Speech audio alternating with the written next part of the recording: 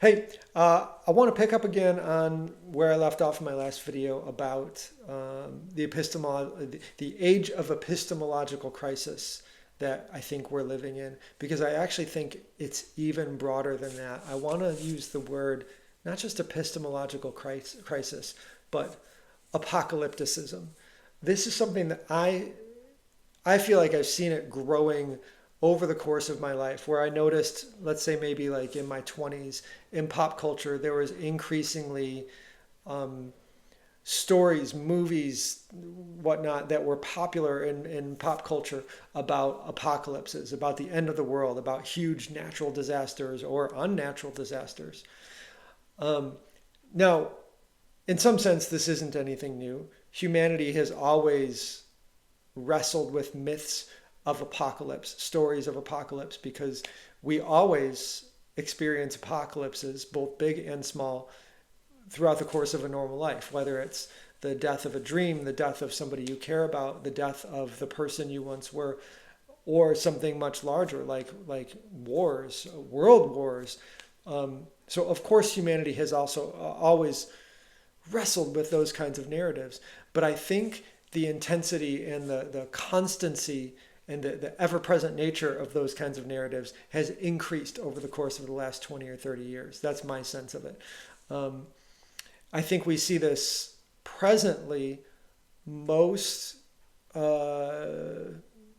like clearly with the language about the global climate crisis, that there is this more or less accepted, or at least very, very common narrative, that we are in the midst of a major climate crisis that is an existential threat to us as a human race, or possibly even to the continuation of life on this planet at all. And I'm not saying, how do I say it? The question isn't whether, the question is more than just, is that true? The question is also, what is going on in our culture with regard to that belief? Because I think many people believe that not simply because they've been convinced of it by the evidence, but they believe it because it's part of the zeitgeist, that we've all gotten used to believing it. We have this growing, ever present sense that we are in the midst of existential crisis as the human race. And we might be in the midst of existential crisis, but that crisis may or may not be just about the climate. It may be also about what's happening in us psychologically as our culture has changed so dramatically over the last 20 years. And I actually think that is something we miss, that we can displace all kinds of anxiety onto carbon emissions, when a lot of it might be about what's happening inside of us psychologically because of the dramatic changes that have happened in human culture, because of technology and computers and social media and all kinds of other things over the course of my lifetime. There's this quote that has really struck me for a long time. It says this, it says,